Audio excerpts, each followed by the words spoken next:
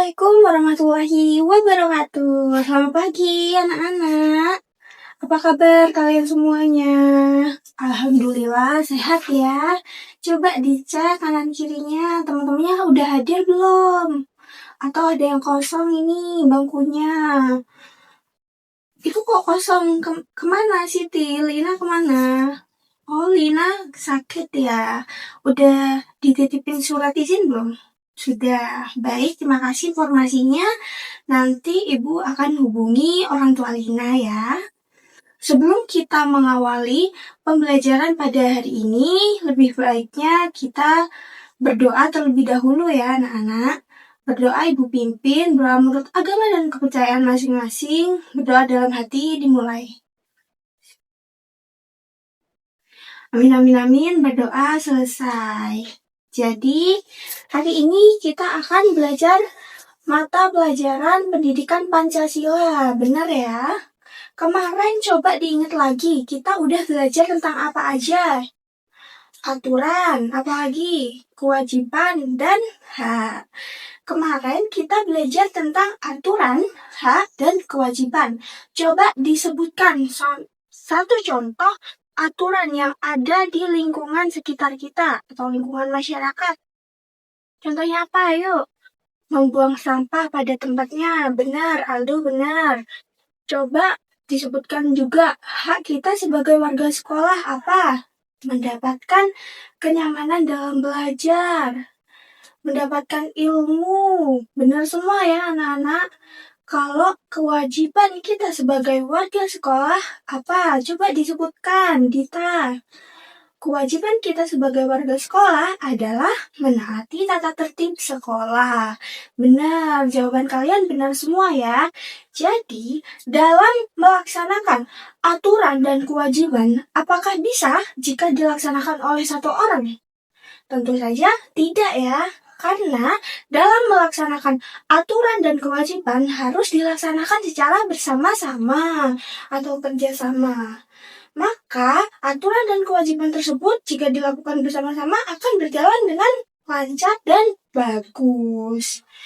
Jadi dalam pelaksanaannya aturan dan kewajiban harus dilakukan secara bersama-sama atau kerja sama. Itu berkaitan dengan materi kita yaitu kerjasama di lingkunganku. Tujuan pembelajaran dari materi ini adalah kita dapat menjelaskan pengertian kerjasama, mengidentifikasi contoh kerjasama, menyebutkan manfaat kerjasama, dan menunjukkan sikap kerjasama melalui diskusi atau kerjasama di kelas. Kalau misal Ibu bagi kalian menjadi kelompok terus Ibu kasih tugas, melaksanakannya bersama-sama, kalian lebih senang kan? Iya, lebih senang karena pekerjaannya lebih ringan. Nah, sekarang Ibu mau tanya, pernah nggak sih kalian bekerja sama dalam kelas ini?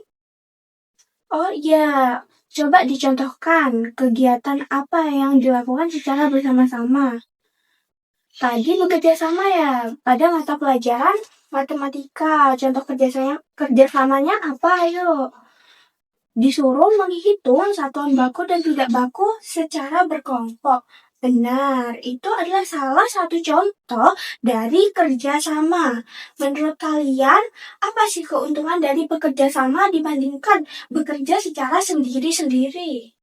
Pekerjaannya lebih ringan, lebih cepat diselesaikan, bisa diskusi, dan tukar pikiran. Benar semua, itu jawaban kalian ya.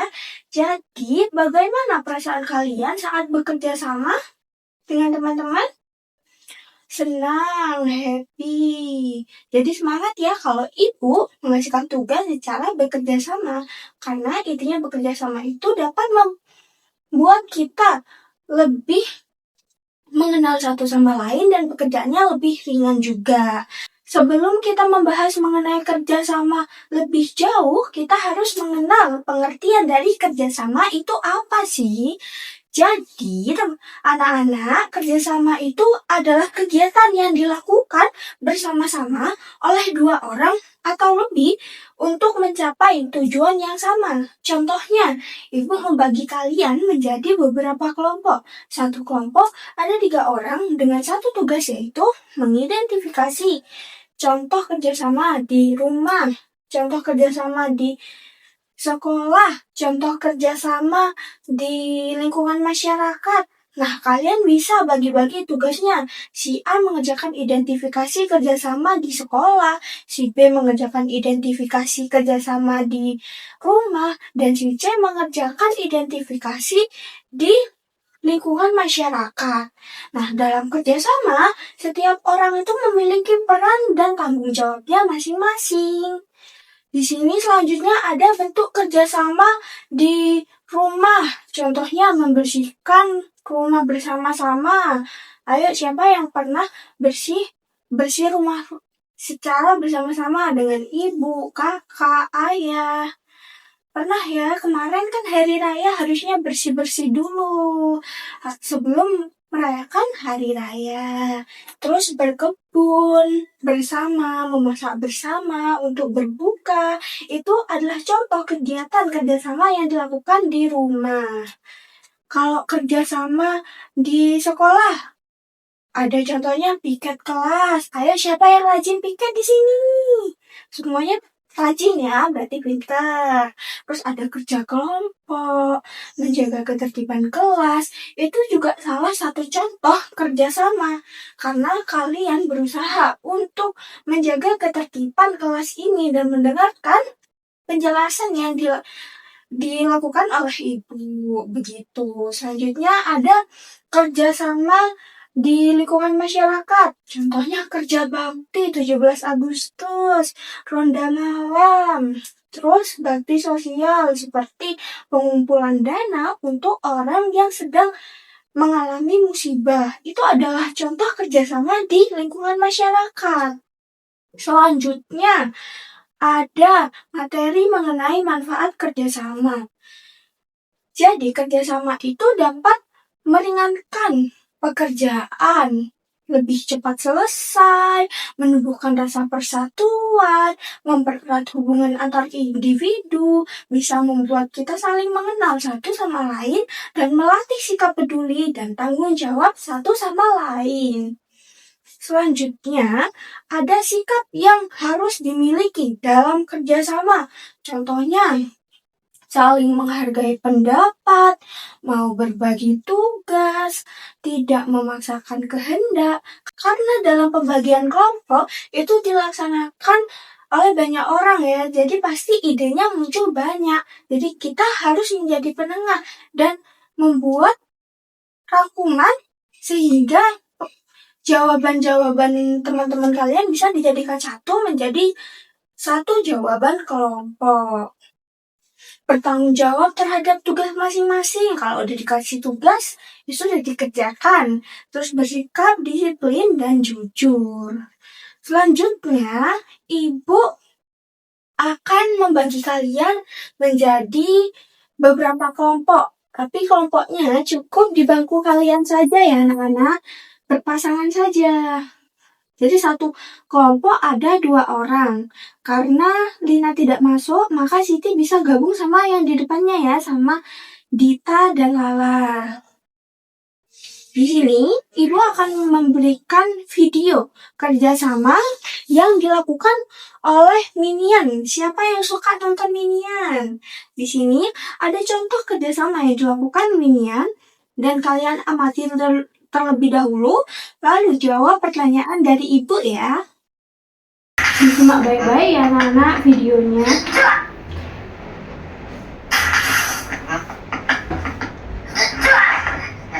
Di sini ada 2 minion yang sedang mengganti lampu.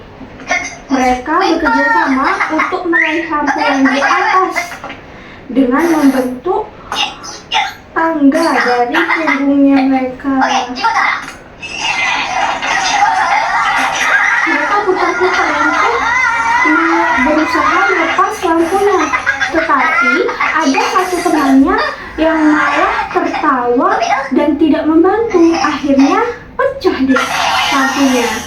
Dan Mereka menjadikan teman yang tertawa tadi dijadikan lampu. Kalian mau nggak dijadikan lampu? Pasti nggak mau kan ya?